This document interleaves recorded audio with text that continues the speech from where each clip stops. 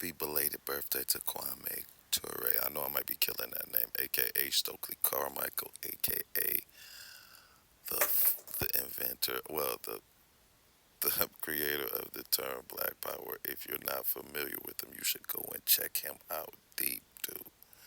So it's just a little clips. I was on Twitter and both of these clips came back to back, so I figured I'll mesh them for y'all. So check it out. Please tell me what you think about what he and the even the people in the other slices of the video are saying, alright?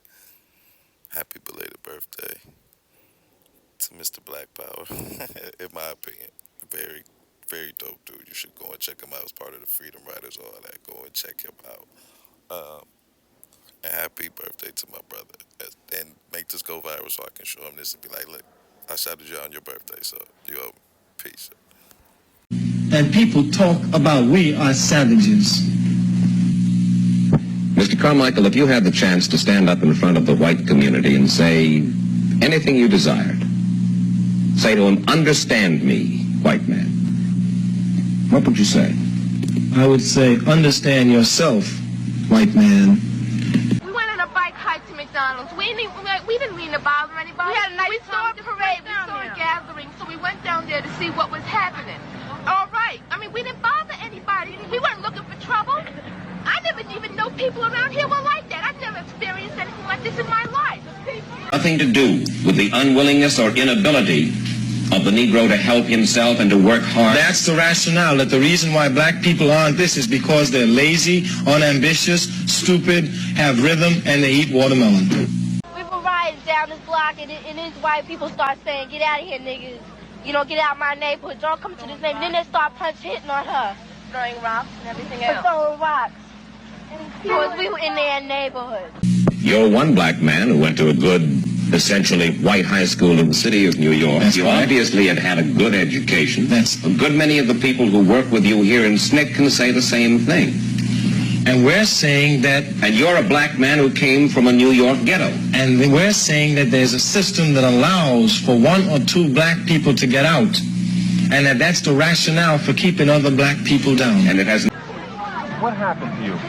Nothing happened to me, but this little boy, short boy about my size, or little short, had picked up a rock, and he was in the front of all these tall honkies.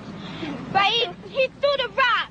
He tried to hit my sister, but he almost hit me about that much away from me. And I was sure wish he had hit me with that rock. I would pick up the rock right next to me and hit him right dead in his face. They always say niggas are doing everything. They always say we're doing everything, right?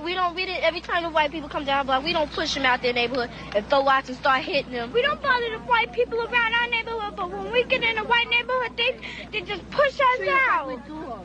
They need more white people to civilize whites.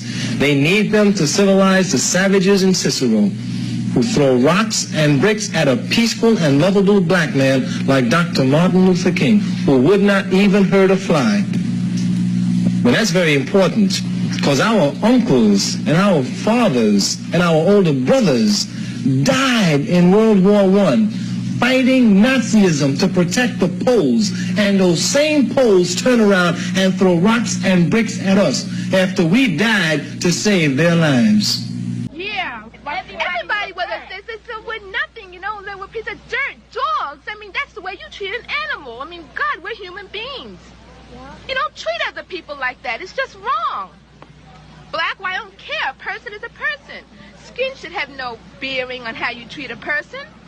That's just wrong. You call on the black man to refuse to respond to his draft call.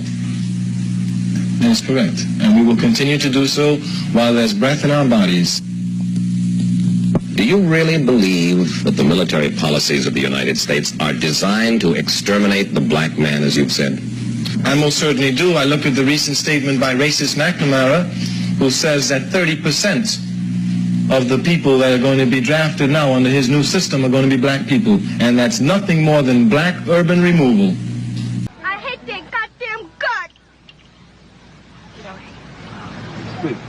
I can't say that I hate them. I can't say that it's totally the kids' fault. I mean, I'm sure their parents had some bearing on the way they feel and everything else. I think it's just a system. I don't know. I can't say that I hate them because I don't hate anybody. The white liberal who supported civil rights for so long with time and effort and money, what is your feeling about him? Well, I think that there's no reason why they should stop supporting the movement now.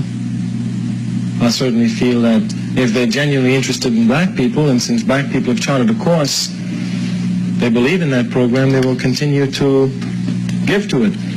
That the white man's burden should not have been preached in Africa, but it should have been preached among you. That you need now to civilize yourself. You have moved to destroy and disrupt. You have taken people away. You have broken down their systems, and you have called all that civilization. And we who have suffered at this are now saying to you, you are the killers of the dreams. You are the savages. Yes, it is you who have always been uncivilized. Civilize yourself. Do you forgive them? No. No. Can't take back no hurt. But they gonna always do that. They always spit on us like we some dogs. They always gonna do back that. On them. Ain't nothing gonna change.